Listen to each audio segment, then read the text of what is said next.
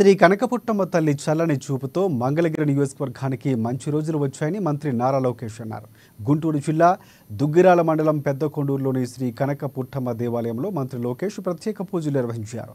అనంతరం తనని కలవటానికి వచ్చిన గ్రామస్తులు ఆప్యాయంగా పలకరించి అందరితో ఫోటోలు దిగారు.